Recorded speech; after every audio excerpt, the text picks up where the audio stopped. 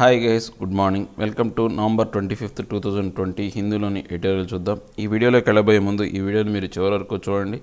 నచ్చితే లైక్ చేయండి, షేర్ చేయండి. మీరు ఏదైనా చెప్పాలి అనుకుంటే కింద కామెంట్ రూపంలో తెలియచేయండి.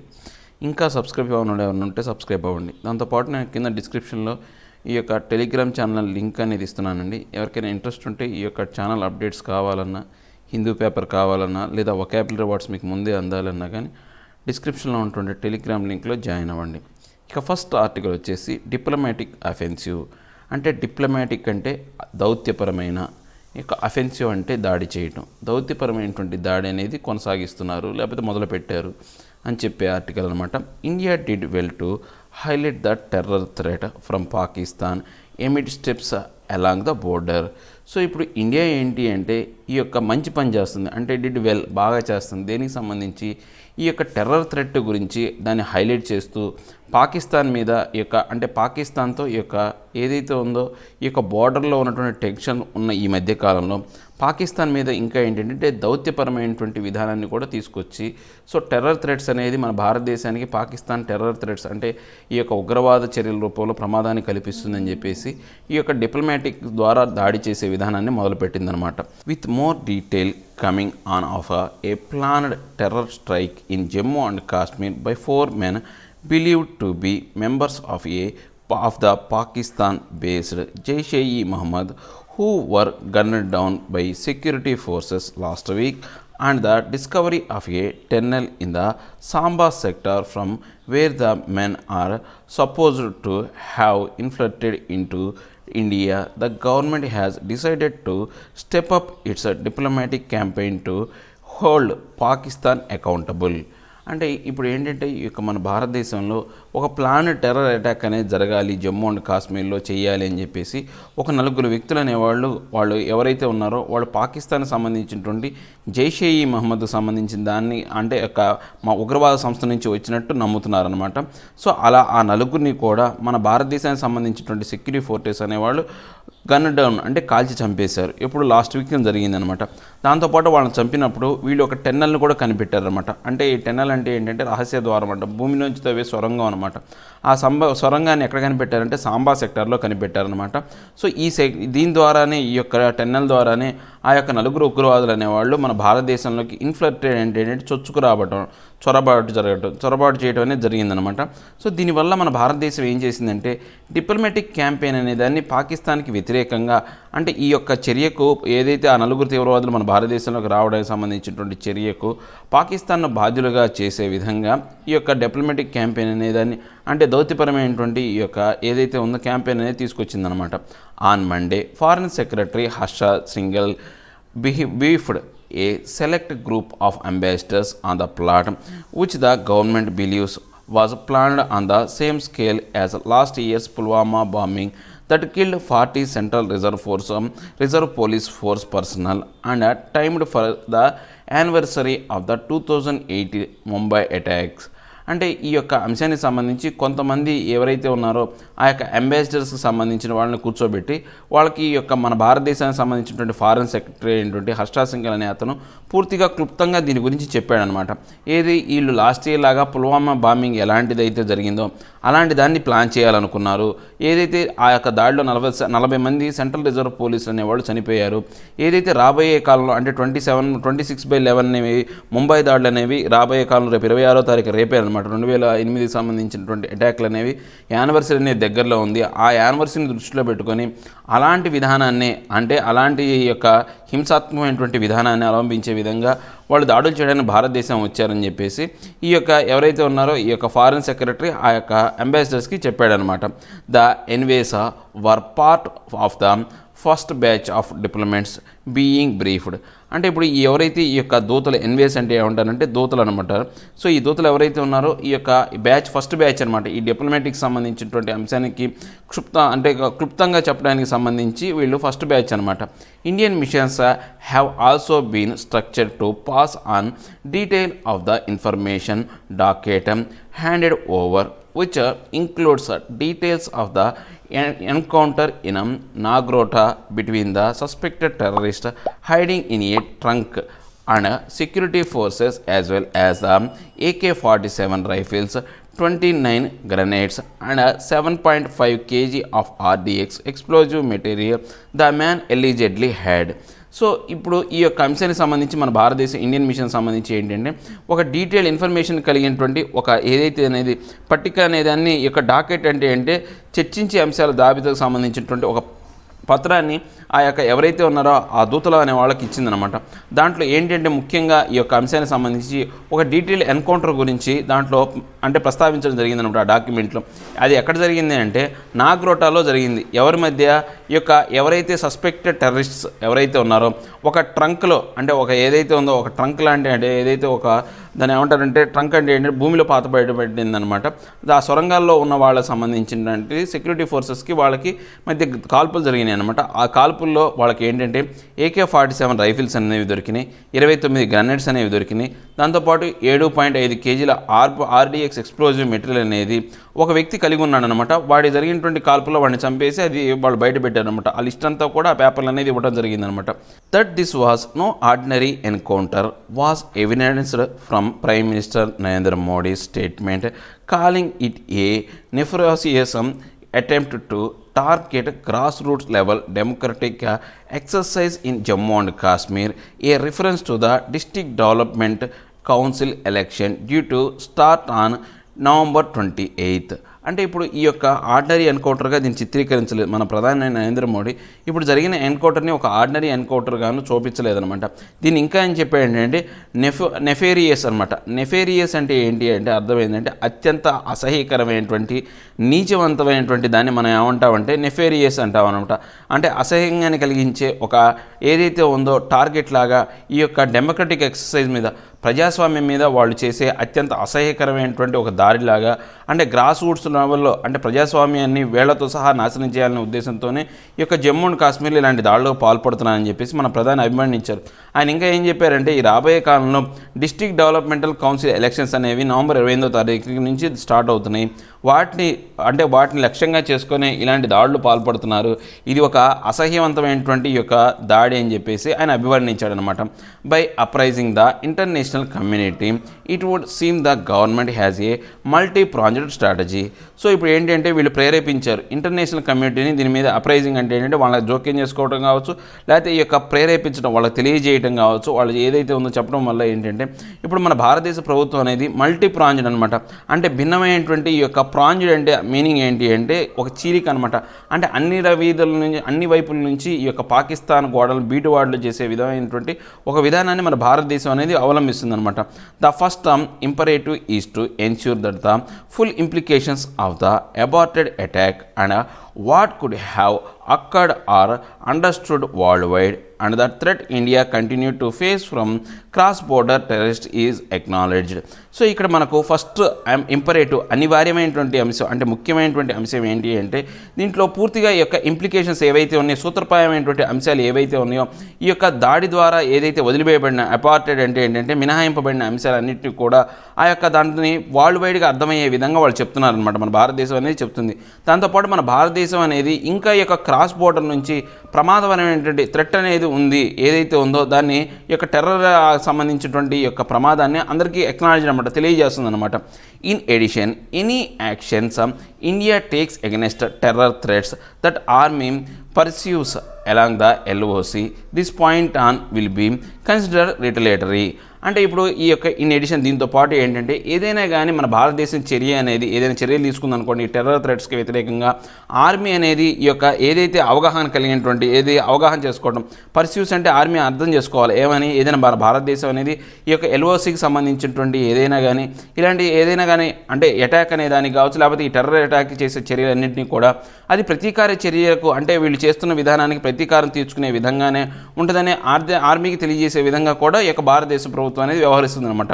The second is to put Pakistan which has itself been making allegations about a terror threat from India squarely on notice. అంటే ఇంకా ఏంటి ఇంకా రెండో అంశం ఏంటంటే పాకిస్తాన్ అనేది ఈ మధ్యకాలంలో పూర్తిగా మన భారతదేశాన్ని ఒక టెర్రరిస్ట్ దేశంగాను ఆ భారతదేశం నుంచి వాళ్ళకు ఉగ్రవాద దాడి యొక్క ప్రమాదం పొంచి ఉందనే నిందారోపణలు అనేవి చేస్తుందన్నమాట. సో ఈ యొక్క అంశాన్ని బయటపెట్టడం వల్ల వాళ్ళు చెప్పే అంశానికి ఎటువంటి ప్రాధాన్యత అంటే స్క్వేర్స్లీ ఆన్ నోటీస్ అంటే ఏంటంటే వాడికి ఎటువంటి ప్రభావం లేకుండా వాళ్ళు చేసే దానికి సంబంధించి ఎటువంటి ఆరోపణలకు విలువ లేకుండా చేసే విధంగా మన భారతదేశం ఈ యొక్క వ్యవహార శైలిని అనుసరిస్తుందన్నమాట. Pakistan still faces the final FATF decision in February 2021 on whether it will be blacklisted for its inability to curb terror financing and to shut down groups such as JEM and LET, and the Imran Khan government would be better positioned in fulfilling the action plan it has been tasked with rather than flashing unsubstantiated dossiers with counter claims against India. అంటే ఇప్పుడు పాకిస్తాన్ అనేది ఇప్పుడు కనుక చూస్తే already అది ఏదైతే final FATF decision అనేది ఫిబ్రవరి 2021 రాబోతుందన్నమాట. ఇప్పుడు ఇది బ్లాక్ లిస్ట్లోకి వెళ్తుందా లేకపోతే గ్రే లిస్ట్లో అలానే ఉంటుందా లేకపోతే బయటికి వచ్చేస్తా అనేది మాత్రం కష్టంగా అర్థం కావట్లేదు అనమాట. ఎందుకని పాకిస్తాన్కి ఒక అసమర్థం అనమాట, ఇనేబిలిటీ అనమాట. దేనికి సంబంధించి వాళ్ళు కొంతవరకు ఆటంకపరచడానికి టెర్రర్ అటాక్స్ సంబంధించినటువంటి టెర్రర్ ఫైనాన్సింగ్ సంబంధించినటువంటి కొన్ని అంశాలను ఆటంకపరచడానికి వాళ్ళకి అసమర్థత చూపించారనమాట. ఏంటి JEM అంటే జైషే ఈ మహమ్మద్ కావచ్చు, LET అంటే లష్కర్-e-తోయిబా లాంటి సంస్థల్ని ఆటంకపరచడానికి వాళ్ళకు అసమర్థత అనేది కనపడుతుందన్నమాట. సో ఇమ్రాన్ ఖాన్ గవర్నమెంట్ అనేది ఏదైతే ఉందో రాబోయే కాలంలో ఏవైతే అంశాలు అనేవి చక్కదిద్దుకొని ఆ FATF వాటికి సంబంధించినటువంటి ఫుల్ఫిల్లింగ్ అంటే వాళ్ళ యొక్క ఏవైతే అంశాలు ఏవైతే చెప్పారో ఆ యాక్షన్ ప్లాన్కి అనుగుణంగా ఆ యొక్క లక్ష్యాలను నెరవేరుస్తుందా లేకపోతే ఇలాంటి పరిస్థితులు అనేవి కొనసాగిస్తుందా. దీనివల్ల ఏమవుతుందంటే పూర్తిగా ఈ యొక్క నిరూపించలేని విధానం ఏదైతే ఉందో దాంతోపాటు వీళ్ళు భారతదేశం మీద కొన్ని ఆరోపణలు చేస్తున్నారనమాట. దాంతోపాటు వాళ్ళు మేము టెర్రరిస్టులకి సహాయం చేయట్లేదని చెప్పేసి కొన్ని నిరూపించలేని అనమాట. అన్సబ్స్టాన్షియేటెడ్ అంటే నిరూపించలేని, డోసర్స్ అంటే ఏంటంటే విషయాలకు సంబంధించినటువంటి ఈ యొక్క అంశాలని వ్యతిరేకంగా భారతదేశానికి వ్యతిరేకంగా కావచ్చు లేకపోతే ఆ టెర్రరిస్టులకు దానికి సంబంధించినటువంటి అంశాలు అనే వాటిని వాళ్ళు ఎలా ప్రస్తావిస్తారనేది అర్థం కావట్లేదు అనమాట. అంటే వీళ్ళు ఇప్పుడు నిరూపించలేకపోతున్నారు. వాళ్ళు ఏదైనా చర్యలు తీసుకున్నారనుకోండి, ఆ చర్యలకు సంబంధించినటువంటి నిరూపణలు అనేవి లేవు. మీ టెర్రరిస్ట్ని మేము కంట్రోల్ చేసాము అంటానికి సరైనటువంటి సాక్ష్యాలు లేవు. లేదా భారతదేశం అనేది మా మీద టెర్రరిజాన్ని ప్రేరేపిస్తుంది, మమ్మకు భారతదేశం నుంచి టెర్రరిజం థ్రెట్ అనేది ఉందనే అంశాన్ని నిరూపించడానికి కూడా సరైనటువంటి వాళ్ళకు ఏది విషయాలకు సంబంధించినటువంటి సాక్ష్యాధారాలు అనేవి పూర్తి సమాచారం అనేది సేకరణ అనేది వాళ్ళ దగ్గర లేదనమాట. However, the Modi government must also remember that invoking the international community can be a double-edged sword in its bilateral conflict with Pakistan that could invite discomforting interventionary interest. So ఇప్పుడు ఏదేవైతేనేమి భారతదేశానికి సంబంధించినటువంటి మోడీ ప్రభుత్వం కూడా ఒక అంశాన్ని గుర్తుపెట్టుకోవాలి. ఇంటర్నేషనల్ కమ్యూనిటీని ప్రేరేపించడం, invoking అంటే కలగజేసుకోవటం లేకపోతే వాళ్ళ యొక్క జోక్యాన్ని మనం తీసుకురావటం అనేది ఎలా ఉంటుందంటే డబుల్ ఎడ్జెడ్ స్వార్డ్ అనమాట. అంటే కత్తికి రెండు వైపులా పదును ఉంది అంటాను చూసారా, అలాంటిది. కత్తికి రెండు వైపులా పదును ఉంటే ఆ కత్తిని వాడేవాడికి కూడా ప్రమాదమే అనమాట. సో దీనివల్ల ఏమవుతుందంటే రాబోయే కాలంలో ఈ యొక్క ఏదైతే బైలేటరల్ కాన్ఫ్లిక్ట్ అంటే దౌత్యపరమైనటువంటి ఈ యొక్క వివాదాలు ఏవైతే ఉన్నాయో భారతదేశానికి పాకిస్తాన్కి ఉన్నటువంటి వివాదాల్లో ఏవైతే ఉన్నాయో ఇంటర్నేషనల్ కమ్యూనిటీ జోక్యం చేసుకొని వాళ్ళ ఇంటర్వేషన్ అనమాట జోక్యం చేసుకొని మన ఇంట్రెస్ట్కి ఏవైతే ఉన్నాయో వాటికి కొంతవరకు ఏదైతే డిస్కంఫర్ట్ అనమాట అంటే మనకు ఆ ఇబ్బంది కలిగించే పరిస్థితుల్ని మనమే ఇన్వైట్ చేస్తున్నట్టు ఉంటుంది అనమాట. Eventually India success lies on protecting its border as done in Nagrota and by providing a peaceful and stable environment in J&K so as to restart the much delayed democratic process there despite all attempts to derail it. అంటే ఇప్పుడు ఏదైతేనేమి భారతదేశం యొక్క విజయం అనేది ఎక్కడ ఉంటుంది అంటే దేని మీద ఆధారపడి ఉంటుంది అంటే మన యొక్క బోర్డర్ని మనం కాపాడుకున్నప్పుడు, దాంతోపాటు ఈ యొక్క ఏ విధంగా కాపాడుకోవాలా, నాగ్రోటాలో ఏదైతే కాల్పులు జరిపి ఆ టెర్రరిస్టులని ఏదైతే అంతం చేశారో అలాంటి విధానం ద్వారా మనం కాపాడుకోవాలి. దాంతోపాటు ఇంకా ఏంటంటే పీస్ఫుల్ ఎన్వైర్న్మెంట్ అనేది జమ్మూ అండ్ కాశ్మీర్లో కలిగించి ఇప్పటి వరకు మొదలవని ఈ యొక్క ప్రజాస్వామ్యబద్ధమైనటువంటి ప్రాసెస్ని మొదలు పెట్టాలి. ఏంటి ఎలాగా ఆ యొక్క ప్రాసెస్ని నాశనం డీరైల్ అంటే ఏంటంటే నాశనం చేయడానికి ఏదైతే అటెంప్ట్స్ జరుగుతున్నప్పటికీ కూడా వాటిని జరగనీయకుండా చేసి అక్కడ ప్రజాస్వామ్యాన్ని పునరుద్ధరించినప్పుడు మాత్రమే భారతదేశం యొక్క విజయం అనేది కనపడుతుంది అని చెప్తున్నాను అనమాట. ఏం లేదండి, పాకిస్తాన్ నుంచి ఒక నలుగురు ఏదైతే ఉగ్రవాదులు అనేవాళ్ళు మన భారతదేశంలోకి చొరబడ్డారనమాట. దాన్ని వాళ్ళని చంపేశారు. తర్వాత అలానే నాగ్రోటాలోని ఏరియాలో కూడా ఒక టెన్నెల్లో ఏదైతే ఉందో ట్రంక్లో ఒక ఏదైతే టెర్రరిస్ట్ని కాల్చి చంపారు అతని దగ్గర కొన్ని ఆయుధాలు అనేవి దొరికినాయి, ఆర్డీఎక్స్ బాంబులు కావచ్చు, ఆయుధాలు అనేవి దొరికినాయి అనమాట. సో వీటన్నిటి కారణంగా మన భారతదేశం ఏం చేస్తుందంటే వీటన్నిటిని సాక్ష్యాలుగా చూస్తూ ఇంటర్నేషనల్ కమ్యూనిటీకి సంబంధించినటువంటి దౌత్యవేత్తలందరినీ కూడా ఈ యొక్క అంశంలో జోక్యం చేసుకునే విధంగా ప్రపంచానికి తెలియజేస్తుంది అనమాట. భారతదేశం మీద పాకిస్తాన్ అనేది గత కొంతకాలంగా ఒక టెర్రరిస్ట్ దేశంగా ముద్ర వేస్తూ భారతదేశం నుంచి మాకు టెర్రరిస్ట్ ముప్పు ఉందని చెప్పేసి వాళ్ళు కొంత ముద్ర వేస్తున్నారు. వీటి ద్వారా ఈ యొక్క అంశాలు భారతదేశం చూపించినటువంటి ఈ యొక్క సాక్ష్యాల ద్వారా ఏంటంటే వాళ్ళు వేసే నిందలకి అర్థం లేకుండా చేసే విధంగా ఉంటుంది ఒకటి. సెకండ్ అటెంప్ట్ ఏంటంటే ఈ యొక్క పాకిస్తాన్ అనేది ఆల్రెడీ FATF లిస్టులో ఉంది, దాంట్లో నుంచి బయటపడడానికి ట్రై చేస్తుంది, దాంట్లో నుంచి బయటపడలేని పరిస్థితుల్లోకి తీసుకొచ్చే విధంగా భారత్ చర్యలు తీసుకుంటుంది. కానీ ఇక్కడ సమస్య ఏంటంటే ఇప్పుడు దౌత్యపరమైనటువంటి ఈ కొట్లాటల్లోకి మనం ఇంటర్నేషనల్ కమ్యూనిటీని ఇన్వైట్ చేయడం వల్ల రాబోయే కాలంలో జరగబోయే ఇలాంటి అంశాలు అనేవి రిపీట్ అయితే కనుక మళ్ళీ ఇంటర్నేషనల్ కమ్యూనిటీస్ అనేవి కలగజేసుకొని మన భారతదేశాన్ని ఇబ్బంది పెట్టే అవకాశం ఉంది. ఇలాంటి విధానం కన్నా మన భారతదేశం ఏం చేయాలి అంటే బోర్డర్కు సంబంధించినటువంటి ఏదైతే ఉందో ఆ సెక్యూరిటీ అనేదాన్ని చాలా జాగ్రత్తగా చూసుకోవాలి. ఎలాగా నాగరొట్టాలో ఎలా అయితే ఆ యొక్క హింసను ఆపేశారో ఆ యొక్క టెర్రరిస్ట్ని చంపి అలాంటి విధానాన్ని అనుసరించాలా.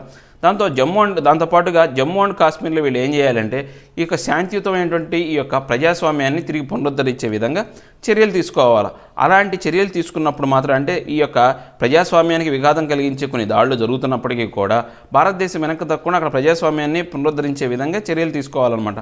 అప్పుడు మాత్రమే మన భారతదేశం యొక్క విజయం ఆధారపడి ఉంటుంది, మన భారతదేశం అనేది గెలుపు అనేది సాధిస్తుంది అని చెప్తున్నారనమాట. ఇక నెక్స్ట్ ఆర్టికల్ వచ్చేసి డేంజరస్ సజెషన్స్.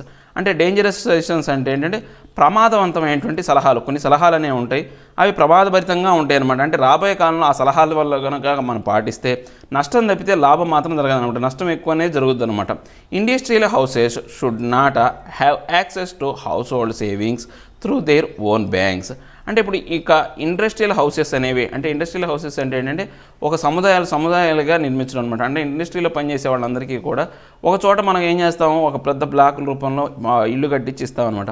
అలాంటి విధానం అనేది అది ఇండస్ట్రీలకు సరిపోతుంది, ఇండస్ట్రియల్ క్వార్టర్స్ రూపంలో సరిపోతుంది. కానీ ఇండస్ట్రియల్ హౌసెస్ అనే వాటిని మనం ఈ యొక్క హౌస్ హోల్డ్ సేవింగ్స్ కింద ఇవ్వటం అనేది సరైనటువంటి విధానం కాదనమాట. కొన్ని బ్యాంక్స్ అనే వాటి ద్వారా ఏంటి ఈ యొక్క డెవలప్మెంట్ కాదు. ఎందుకని కన్స్ట్రక్షన్ రంగం అనేది బాగా అభివృద్ధి చెందితే కనుక ఎక్కువ మంది ఉపాధి అనేది దొరుకుతుంది. సో కన్స్ట్రక్షన్ రంగం కోసం ఏం చేస్తుంది ప్రభుత్వం, ఏం చేస్తుంది ఇండస్ట్రియల్ హౌసింగ్ విధానాన్ని అంటే ఎక్కువ సముదాయాల నిర్మాణాన్ని మొదలు పెడుతుంది అనమాట. దానివల్ల ఏంటంటే రాబోయే కాలంలో అది నిరర్ధకమైనటువంటి ఆస్తి అవుతుంది. ఎందుకంటే ఆ హౌసింగ్ నిర్మాణానికి డబ్బులు అనేవి బ్యాంకులు అనేవి అప్పులు ఇస్తాయి, బాగానే ఉంటుంది. ఆ అప్పులు ఇచ్చిన తర్వాత కట్టిన తర్వాత ఆ డబ్బులని ఎవరు పే చేయాలా, గవర్నమెంట్ పే చేయాలి, గవర్నమెంట్ మీద భారం పడుతుంది. ఆ యొక్క ఉన్న వాళ్ళందరూ కూడా గవర్నమెంట్ చేత ఏవైతే ఉన్నాయో వాళ్ళు ప్రేరేపించబడిన వాళ్ళు కావచ్చు, లేకపోతే గవర్నమెంట్ చేత ఉండేవాళ్ళు ఆ యొక్క ఏదైతే లేబర్ కావచ్చు, మైగ్రెంట్ వర్కర్స్ వాళ్ళకి ఇవ్వడానికి ఆ ఇల్లు కడతారనమాట. సో దానివల్ల ఎక్కువ ఉపయోగం ఉండదు, బ్యాంకులు కానీ నిరర్థకమైనటువంటి అంటే నాన్ పర్ఫార్మింగ్ ఎసెట్స్గా మిగిలిపోతాయి. ఈ బాయిలోడ్స్ అనేవి ఇంకా ఎక్కువ జరుగుతాయి అని చెప్పేసి ఆర్టికల్ అనమాట. Most often reports prepared by the RBI internal working groups barely draw much attention beyond the relevant crisis in the banking and financial services industries and rarely ever evoke protest. అంటే మనకు ఏదైతే ఉందో మనం తరచుగా చూస్తూ ఉంటాం అనమాట. ఏవైనా కానీ RBI అనేది ఇంటర్నల్ వర్కింగ్ గ్రూప్స్ అనేవాళ్ళు ఏంటంటే ప్రతిసారి ఏంటంటే కొన్ని అటెన్షన్స్ అనేవి తీసుకొస్తారనమాట.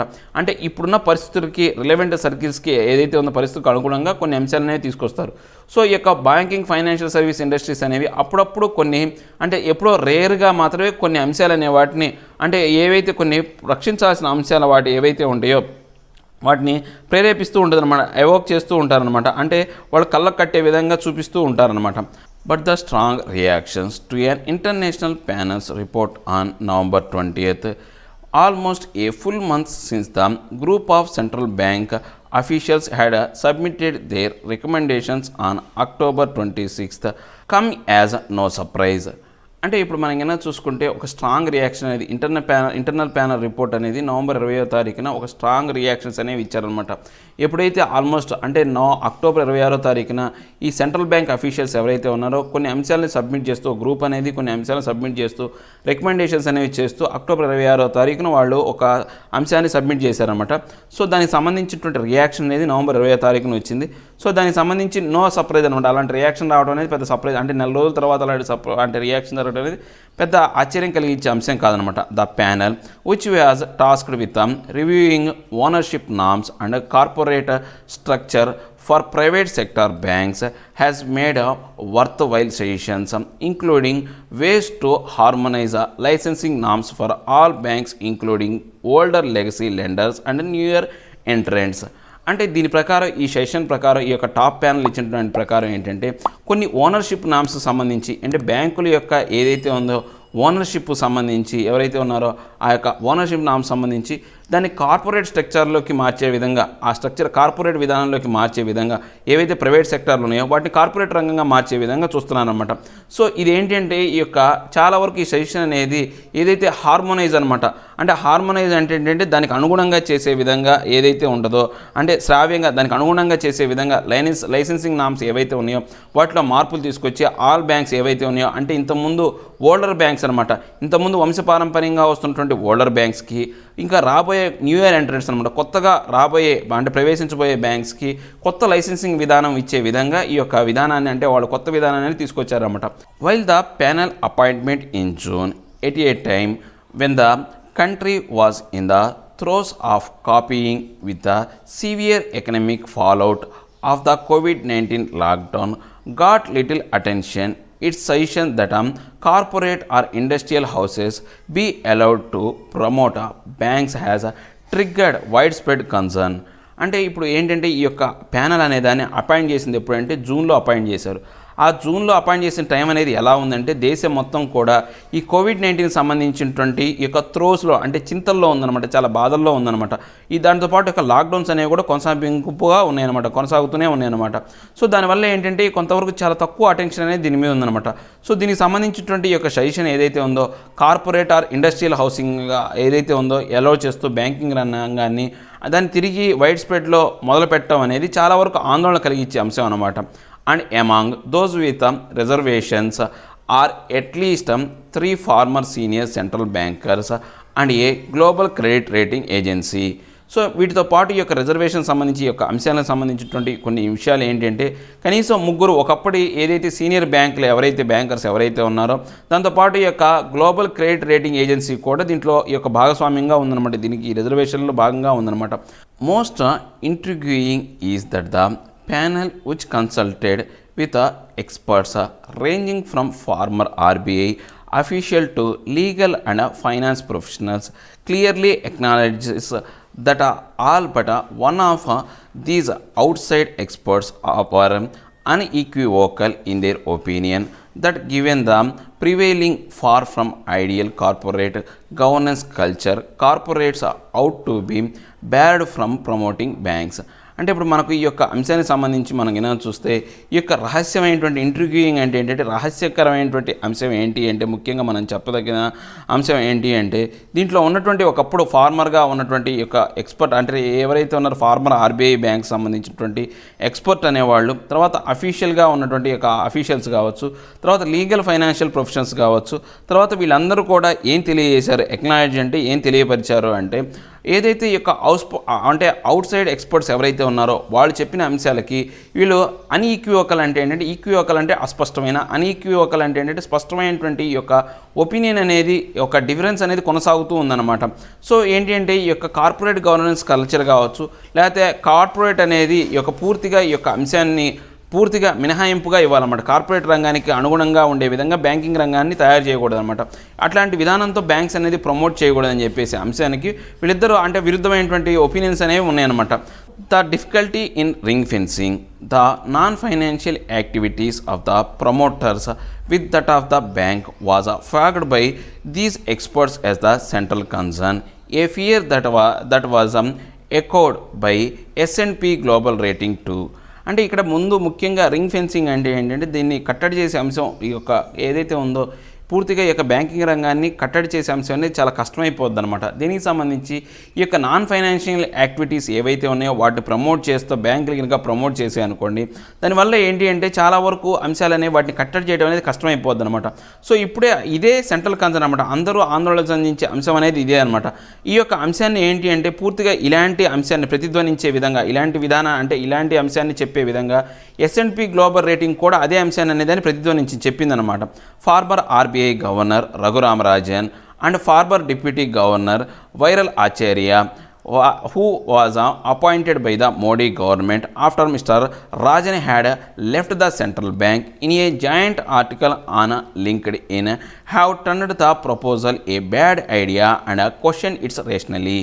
ఒకప్పటి RBI గవర్నర్ అయినటువంటి రఘురామ రాజన్ కావచ్చు, ఫార్మర్ డిప్యూటీ గవర్నర్ అయినటువంటి వైరల్ ఆచార్య అనే వీళ్ళిద్దరు ఎవరైతే ఉన్నారో మోడీ ప్రభుత్వంలో వాళ్ళని గవర్నర్ గాను ఏదైతే ఉందో డిప్యూటీ గవర్నర్ గాను నియమింపడ్డారనమాట. ఎప్పుడైతే రఘురామ రాజన్ ఏదైతే మిస్టర్ రాజన్ అనే అతను బయటకు వచ్చేసాడో, ఆయన అంటే ఆ పదవిని నిర్వర్తించిన తర్వాత బయటకు వచ్చేసిన తర్వాత, సెంట్రల్ బ్యాంక్ నుంచి బయటకు వచ్చిన తర్వాత వీళ్ళిద్దరు కలిసి ఈ యొక్క రఘురామ రాజన్ కావచ్చు, వైరల్ ఆచార్య వీళ్ళిద్దరు కలిసి లింక్డ్ ఇన్ అనే దాంట్లో ఏదైతే ఉందో ఒక ఆర్టికల్ అనేది రాశారనమాట. ఆ ఆర్టికల్లో ఈ యొక్క విధానాన్ని పూర్తిగా తప్పుడు ఐడియా, బ్యాడ్ ఐడియా అంటే తప్పుడు ఆలోచనగా వాళ్ళు అభివర్ణించారనమాట. దాంతోపాటు వాళ్ళు ఈ యొక్క అంశానికి సంబంధించినటువంటి హేతుబద్ధతను కూడా క్వశ్చన్ చేశారనమాట. అంటే ఇది హేతుబద్ధత అంటే సరైన అంశమా కాదా, దీంట్లో వల్ల ఎటువంటి ప్రయోజనాలు కలుగుతాయనే అంశాన్ని కూడా వీళ్ళు క్వశ్చన్ చేశారనమాట. Acknowledging the RBI groups caveat including its assertion that corporates only be allowed as promoters after necessary amendments to the Banking Regulation Act 1949 are enacted to safeguard against connected lending. The two economists have, however, pointed to the bailouts of Yes Bank and Lakshmi Vilas Bank as example of heightened risk posed by any move to loosen bank licensing norms. అంటే ఇప్పుడు ఈ యొక్క అంశానికి సంబంధించి వాళ్ళు acknowledge అంటే తెలియజేసిన అంశం ప్రకారం RBI గ్రూప్స్ ఏవైతే ఉన్నాయో కొంతవరకు ఏంటంటే ఈ యొక్క కేవియేట్ అంటే ఏంటి అంటే మినహాయింపులు అనేవి ఇచ్చిందనమాట. దీనికి మినహాయింపులు ఇవ్వడం అనే దాన్ని వీళ్ళు ఎసెర్షన్ అనమాట, నొక్కి చెప్పారనమాట. దీనికి సంబంధించి కార్పొరేట్స్ ఏవైతే ఉన్నాయో వాటికి సంబంధించినటువంటి ప్రమోషన్స్ అనే వాటి గురించి వాళ్ళు నొక్కి చెప్పారనమాట. ఇలాంటివి చెయ్యాలి అంటే వీళ్ళు నెసరీ అమెండ్మెంట్స్ అనేవి బ్యాంకింగ్ రెగ్యులేటరీ యాక్ట్ 1949 ఏదైతే ఉందో దాంట్లో మార్పులు తీసుకొచ్చి కానీ వీళ్ళు ఇలాంటి వాటిని ప్రమోట్ చేయాలి. మార్పులు తేకుండా ఆ యొక్క యాక్ట్ అలాగే ఉండగా ఇలా వీళ్ళు ఎలా చేస్తారని చెప్పేసి వాళ్ళ అంటే అందరికీ తెలియజేశారన్నమాట. దాన్ని ముఖ్యంగా నొక్కి చెప్పారనమాట. దాంతోపాటు వీళ్ళు ఏంటంటే ఈ యొక్క ఏదైతే ఉన్నారో యొక్క సేఫ్గా అంటే లెండర్స్ ఎవరైతే ఉన్నారో అప్పులు ఇచ్చే వాళ్ళ యొక్క ఇంట్రెస్ట్ని కాపాడడం కోసం, దాంతోపాటు ఈ యొక్క ఇద్దరు ఎకనామిక్స్ ఇంకా ఏమైతే అంశాలను కొన్ని పాయింట్అవుట్ చేశారనమాట. అంటే ఈ మధ్యకాలంలో బాయిలోడ్స్ ఏదైతే ఉందో ఎస్ బ్యాంక్ ఒకటి, లక్ష్మీ విలాస్ బ్యాంక్స్ అనేవి వాటికి సంబంధించినటువంటి ఉద్దీప పథకాలు అనే వాటిని ఎగ్జాంపుల్గా చూపిస్తూ ఇలాంటి వాటి వల్ల అంటే ఇంకా ఈ యొక్క ఏదైతే రెగ్యులేషన్ యాక్ట్లో మార్పులు తీసుకురావడం వల్ల వాటిలో ఏదైతే లూజ్ తీసుకురావడం వల్ల లైసెన్స్ ఇవ్వడంలో నామ్స్లో కనుక లూజ్ తీసుకొస్తే ఇలాంటి యొక్క బాయిలోడ్స్ అనేవి ఇంకా ఎక్కువ జరుగుతాయని చెప్పేసి వాళ్ళ ఎగ్జాంపుల్ రూపంలో వివరించారన్నమాట.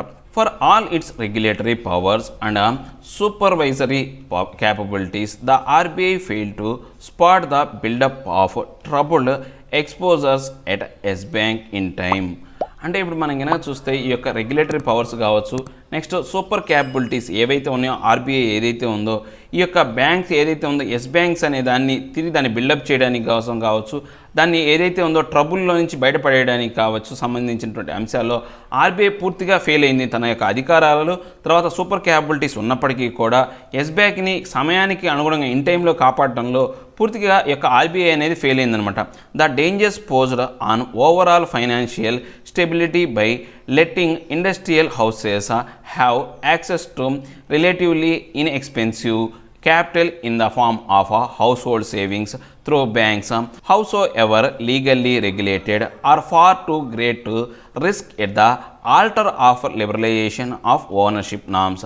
అంటే ఇప్పుడు మనం కనుక చూస్తే ఇక్కడ డేంజరస్ అనేది రాబోయే కాలంలో ఫైనాన్షియల్ స్టెబిలిటీకి సంబంధించినటువంటి ప్రమాదం అనేది ఓవరాల్గా కనపడుతుందన్నమాట. ఏదైతే ఇండస్ట్రియల్ హౌసింగ్ అనేది యాక్సెస్లోకి తీసుకొస్తే కనుక అవి ఏంటంటే పూర్తిగా ఈ యొక్క క్యాపిటల్కి సంబంధించినటువంటి ఏవైతే ఖర్చు లేని అంశాలన్నమాట, అంటే క్యాపిటల్ పెట్టడానికి అవకాశం లేని అంశాలన్నమాట. సో దీనివల్ల ఈ యొక్క హౌస్ హోల్డ్ సేవింగ్స్ ఏవైతే ఉన్నాయో ఆ యొక్క వాటి రూపంలో ఈ యొక్క ఇండస్ట్రియల్ హౌసింగ్స్ అనేవి నిర్మించడం అనేది ఎంతవరకు ఈ యొక్క లీగల్గా రెగ్యులేటెడ్ అయిన అంశం అనే దాని గురించి ఎవరు చెప్పట్లేదన్నమాట. దీంతోపాటు ఈ యొక్క గ్రేట్ రిస్క్ అనేది రాబోయే కాలంలో చాలా ప్రభావవంతమైనటువంటి ప్రమాదం అనేది ఉందన్నమాట. ఇది ఈ యొక్క లిబరలైజేషన్ ఆఫ్ ద ఓనర్షిప్ నామ్స్లో ఈ యొక్క సరళీకృతం తీసుకురావడం వల్ల రాబోయే కాలంలో దీని యొక్క ప్రభావం అనేది చాలా వరకు ప్రమాదకర స్థితిలో ఉంటుందన్నమాట.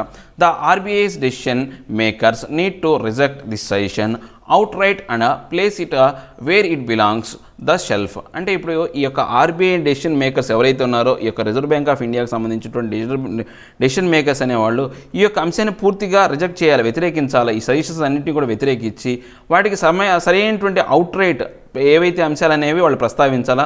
దాంతోపాటు ఈ యొక్క అంశం ఏదైతే ఉందో ఏ షెల్ఫ్లో పెట్టాలో అక్కడ మాత్రమే దీన్ని పెట్టాలి. అంతేగాని ఈ యొక్క అనవసరమైనటువంటి విషయాల్లోకి దీన్ని తీసుకురావడం వల్ల రాబోయే కాలంలో ప్రమాదం ఉంటుంది అని చెప్తున్నాను అనమాట. ఏం లేదండి, ఈ యొక్క ఆర్బీఐలో కొంతవరకు ఈ బ్యాంకింగ్ రంగానికి సంబంధించినటువంటి ఈ యొక్క సరళీకృత విధానాన్ని ఓనర్షిప్కి సంబంధించి కావచ్చు, ఈ యొక్క హౌసింగ్కి సంబంధించినటువంటి ఇండస్ట్రియల్ హౌసింగ్ సంబంధించి కావచ్చు కొన్ని మార్పులు చేర్పులు అనేవి తీసుకొస్తున్నాను అనమాట. ఈ యొక్క మార్పులు అనే వాటిని పూర్తిగా ఒకప్పుడు అంటే గవర్నర్ అయినటువంటి రఘురామ రాజన్ కావచ్చు, లేకపోతే వైరల్ ఆచార్య డిప్యూటీ గవర్నర్ అయినటువంటి వైరల్ ఆచార్య పూర్తిగా ఈ అంశాలని పూర్తిగా వాళ్ళు క్వశ్చన్ చేశారనమాట. దీంట్లో చాలా వరకు ఏదైతే ఉందో హేతుబద్ధత లేదని చెప్పేసి వాళ్ళు చెప్పారనమాట. సో ఇలాంటి అంశాల్లో ఈ యొక్క డెసిషన్ మేకర్స్ అనేవాళ్ళు చాలా జాగ్రత్తగా వ్యవహరించాలి. ఈ యొక్క జాగ్రత్తగా వ్యవహరించి వీటి అనుగుణమైనటువంటి స్థానాల్లో వాటిని ఏర్పాటు చేసి వాటిని పెట్టి ఉంచాలే తప్పితే అనవసరమైనటువంటి విషయాల్లో వీటిని కలగజేసుకునే విధంగా చర్యలు తీసుకోవడం వల్ల రాబోయే కాలంలో ప్రమాదం ఉంటుందని చెప్తున్నారనమాట. సో ఇవండి ఈరోజు నా హిందూలోని 2 ఆర్టికల్ ఎక్స్ప్లెనేషన్ మీకు నచ్చే ఉంటుంది అనుకున్నాను. నచ్చితే లైక్ చేయండి, షేర్ చేయండి. మీరు ఏదైనా చెప్పాలి అనుకుంటే కింద కామెంట్ రూపంలో తెలియజేయండి. ఇంకా సబ్స్క్రైబ్ అవ్వడం ఎవరైనా ఉంటే సబ్స్క్రైబ్ అవ్వండి. Thank you very much.